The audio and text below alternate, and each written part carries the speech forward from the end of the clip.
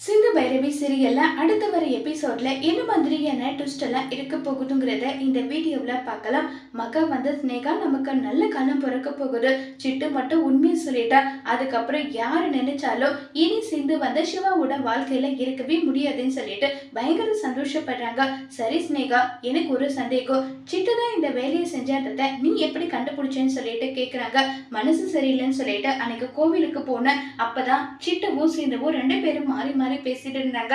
சிட்டு, நீ எனக்கு உதவி பண்ணதுக்கு உனக்கு எப்படி கைமாறு செய்ய போறேன்னு தெரியலன்னு சொல்லிட்டு அவங்க ரெண்டு பேருமே பேசிட்டு இருந்ததை கேட்டுதான் எப்படியாவது சிட்டு வாயில இருந்து உண்மையை வர வைக்கணுன்றதுக்காக கொஞ்சம் கொஞ்சமா அவங்க வீட்டுக்குள்ள ஒரு நல்ல பொண்ணா நான் காட்டிக்கணும்னு சொல்லிட்டு அவங்களுக்காக ஆபரேஷன் ஃப்ரீயா பண்ணி கொடுக்கறது, அவங்க அப்பாவுக்கு வண்டி வாங்கி கொடுக்கறது, அவங்க வீடை மீட்டு கொடுக்கறதுன்னு சொல்லிட்டு ஒவ்வொரு விஷயம் பண்ண.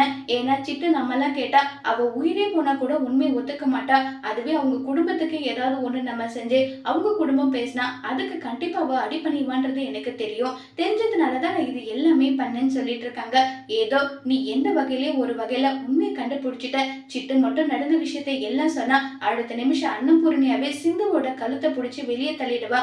அதுக்கப்புறம் இன்னைக்கு சிந்துவை பத்தின எந்த கவலையும் இல்லாம சிவாவுக்கு உனக்கும் அடுத்த முகூர்த்தத்திலே கல்யாணத்தை பண்ணிட வேண்டியதுதான் சொல்லிட்டு மகா ஸ்னேகா கிட்ட சொல்றாங்க.